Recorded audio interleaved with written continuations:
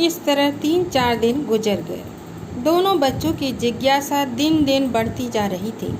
इस तरह से मतलब देखते देखते उन बच्चों को 3-4 दिन बीत गए, गुजर गए मतलब बीत गए। दोनों बच्चों की जो जिज्ञासा मतलब जानने की इच्छा, दोनों बच्चों की जो जानने की इच्छा थी वो दिन दिन बढ़ती ही जा रही थी। अंडों को देखने के लिए वे अधीर हो उठते थे, मतलब अधीर मतलब व्याकुल।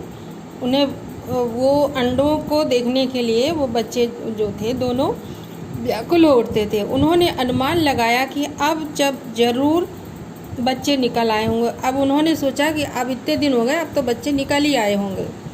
बच्चों के चारे का सवाल अब उनके सामने आ खड़ा हुआ।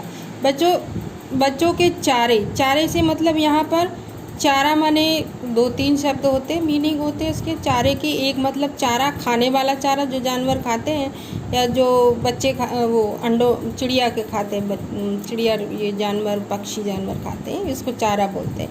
और एक चारा होता है उपाय, ठीक है। लेकिन वो यहाँ पर जो है उनके बच्चों के भोजन का बात थी, चिड़िया के बच्चों के चारे का सवाल अब उनके सामने आ खड़ा हुआ कि अब बच्चे जो हैं क्या खाते होंगे, अब उनके लिए कुछ खाना लाया जाए।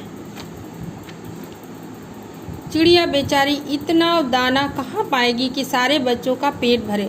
अब उन बच्चों ने सोचा कि चिड़िया बेचारी इतना दाना कहाँ से ला पाएगी, वो छोटी सी चिड़िया की अपने बच्चों का पेट भर पाए। गरीब बच्चे भूख के मारे चूं चूं करके मर जाएंगे। अब इन्होंने सोचा कि गरीब बच्चे मतलब छोटे छोटे बेचारे बच्चे वो जो है चूं चूं करके मर जाएंगे, क्योंकि चिड़िया उतना दाना ला नहीं पाएगी। बच्चे छोटे छोटे थे ना, समझ नहीं पा रहे थे। इस मुसीबत का अंदाजा करके दोनों घबरा उठे कि ये बच्चे कहीं, चिड़िया के बच्चे कहीं मर ना जाए। दोनों ने फैसला किया कि कार्निस पर थोड़ा सा दाना रख दिया जाए। तो उन लोगों ने सोचा, ये निर्णय लिया कि चलो कार्निस पर थोड़ा दाना रख दिया जाए। श्यामा खुश होकर बोली, तब तो चिड़ियों को चारे के लिए कहीं उड़कर ना जाना पड़ेगा ना। तब इन्होंने सोचा, दोनों बच्चे बेचारे क्या समझते हैं, उनको लगा कि जब वो चावल रख देंगे, दाना रख देंगे, तो चिड़िया को चारे के लिए उड़कर नहीं जाना पड़ेगा। केशव, नहीं तब क्यों जाएगी। तब केशव बड़ा था ना, तो बड़े उससे बोला, नहीं तब क्यों जाएगी भाई। श्यामा, क्यों भैया, बच्चों को धूप ना लगती होगी। अब उन्हें लगा कि बच्चों को कहीं धूप तो नहीं लग रही होगी, इतनी तेज धूप है, गर्मियों के दिन थे ना। तो केशव का ध्यान इस तकलीफ की तरफ ना गया था। अब केशव ने ये बात सोची नहीं थी कि बच्चों को धूप भी लगती होगी। बोला, ज़रूर तकलीफ होती होगी, क्यों, बेचारे प्यास के मारे तड़पते होंगे। तो बच्चे बड़ा उसमें बोला ना घमंड में कि क्यों नहीं होगी कि भैया प्यास के मारे तड़प रहे होंगे, प्यासे व्याकुल होंगे। ऊपर छाया भी तो कोई नहीं है, और ऊपर छाया भी नहीं है, तो बेचारे कैसे करते होंगे, क्या खाते होंगे। आखिर यही फैसला हुआ कि घोंसले के ऊपर कपड़े की छत बना देनी चाहिए। अब इन लोगों ने सोचा कि चलो घोंसले के ऊपर एक कपड़े की छत बना दी जाए, और एक प्याली और थोड़े से चावल रख देने का प्रस्ताव भी स्वीकृत हो गया। दोनों ने सोच लिया कि एक प्याली में पानी और थोड़े से चावल रख दें, तो ये प्रस्ताव उन दोनों का पास हो गया। दोनों ने सोच लिया मन में। दोनों बच्चे बड़े चाव से काम करने लगे। अब दोनों बच्चे बड़े खुशी, चाव मतलब बड़ी रुचि से, मन से काम करने लगे। श्यामा की माँ आँख बचाकर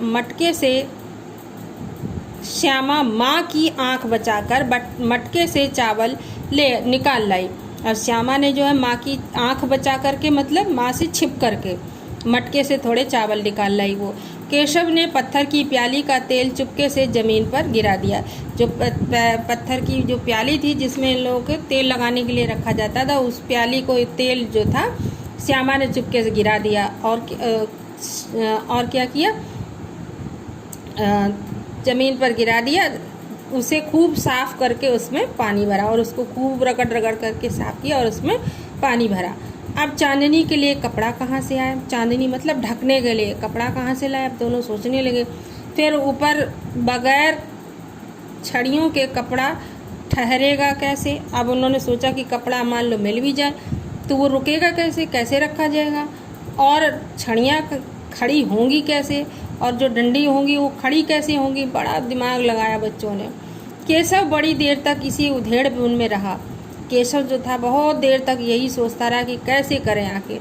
आखिरकार उसने यह मुश्किल भी हल कर दी। अब उसने ये मुश्किल जो कठिन काम उनके सामने आ गया था उसको भी दूर कर लिया। श्यामा से बोला, जाकर कूड़ा फेंकने वाली टोकरी उठा लाओ। और श्यामा से बोला कि जाकर के कूड़ा फेंकने वाली जो टोकरी है उसे उठा लाओ।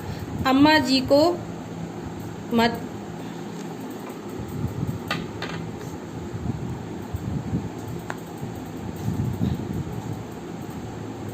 अम्मा जी को मत दिखाना, यानी अम्मा ये न जान पाए, ठीक है।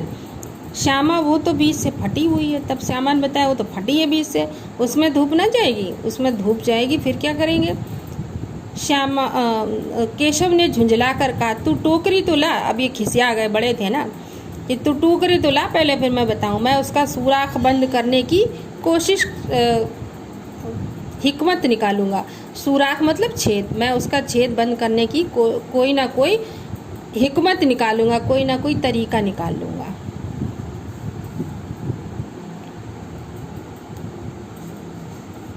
श्यामा दौड़कर टोकरी उठा लाई। तो श्यामा गई और दौड़ के टोकरी उठा लाई। केशव ने उसके सुराख में थोड़ा सा कागज ठूस दिया। अब जैसे तुम लोग करते हो ना, उसने एक जो छेद था उसमें एक थोड़ा कागज लेके मोटा मोटा करके उसमें ठूस दिया मतलब घुसा दिया। और तब टोकरी को एक टहनी से टिकाकर बोला, फिर एक टोकरी को एक टहनी से, एक डाल, टहनी मतलब डाल होती जो, उसको टिकाकर बोला, देख ऐसे ही घोंसले पर उसकी आड़ कर दूंगा। और वो बोला कि मैं घोंसले पर उसकी आड़ कर दूंगा, यानी उसे छुपा दूंगा। तब कैसे धूप जाएगी? तब धूप नहीं जाएगी। श्यामा ने दिल में सोचा, भैया कितने चालाक है। अब उसने भैया को सोचा बहुत चालाक भैया है, कितना अच्छा है। ठीक है बच्चों, आज के लिए इतना ही। कल फिर अगला वीडियो भेजेंगे।